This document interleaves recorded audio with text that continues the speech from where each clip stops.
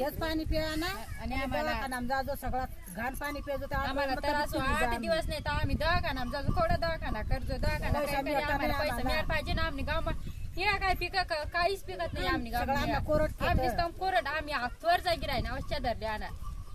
येसाला पाणी एवढा दिवस पंचायत वाला सांगा पाणी द्या एक नाही पाणी कोणी नाही वर माणूस तेवढी हिर काढी काढी आणि फक्त घरासमोर त्या ज्या पैसा खाणार त्या घरासमोर जातात आणि तिथं टाकी बांधते ती बी तशीच पाडणे घरासमोर नळ्या काढते त्या तशाच पाण्यात हे साल काय बोलायला पाहिजे का बोलायला पाहिजे ना एवढा दिवस घेत आता आम्ही येवालो ज्या गावली एवढी वय गया तरी आता पाणी नाही मिळेल एवढा पोऱ्या माना मोठला इग्यात हे साल काय एवढी बॅग खाल नाही का फक्त निवडाचा पुऱ्यात पाय पडा जो अंग नाही धवत त्याला सुद्धा पाय पडतात आम्हाला निवडी द्या आणि कोणी नाही काय ते पाणी नाही का काय नाही आम्ही एवढा हाल कराय ना आम्ही बैल सारा पाणी नाही मिळत आम्हाला पिवायला पाणी नाही अवश्य पाणी प्यायचं होतं आम्हाला काय ती वर पाय पडता ना आता मग आम्हाला कोणी सुद्धा नाही आम्हाला मिळत काय ते मोठमोठला येणं सांगता तुम्हाला बा 8 दिवस पाणी 8 दिवस होय की आता 8 दिवस वरी सगळं आम्ही वाट येते बा आजच पाणी सकाळच पाणी काय आता वरीच होय तरी अजून हो नाही एवढा आम्हाला काही काय तीच कटायची आम्हाला गाव काही अशा काय ती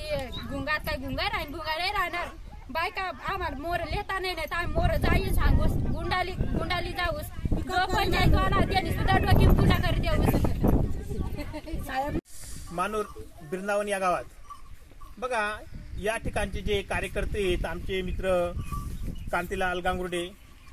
यांनी मला वारंवार फोन करून सांगितलं की सर आमच्या गावाला पिण्याची वाईट परिस्थिती आहे मला असं वाटत होतं की असेल बा पण त्यांनी दाखवू राहिले की हे बा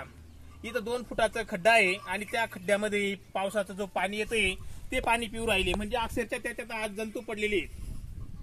आणि भारताला स्वातंत्र्य होऊन जवळपास 75 वर्ष होऊन गेले 75 वर्षात आमच्या आदिवासी बांधवांना आजही न्याय मिळत नाहीये आमदार येतात लोकप्रतिनिधी येतात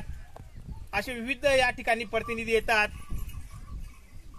बिसलरीचे पाणी पितात पण या ठिकाणी लोकांना पिण्यासाठी पाणी नाहीये सगळ्यात वाईट परिस्थिती आहे शोकांकित आहे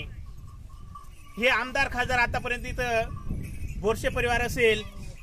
याच्यानंतर चव्हाण परिवार असेल यांनी जवळपास 40 वर्ष या बागलांमध्ये सत्ता भोगलेली आहे आणि ही सत्ता भोगून सुद्धा या ठिकाणी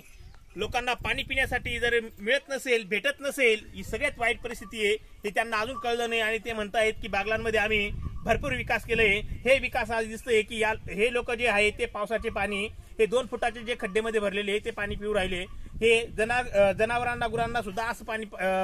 पाजले जात नाही ते हे लोकांना पाजलं जातं हे सगळ्यात वाईट परिस्थिती आहे आणि लोक म्हणतायत अच्छे दिन आने वाले हे कुठले अच्छे दिन चांगले दिवस आहेत काय नाही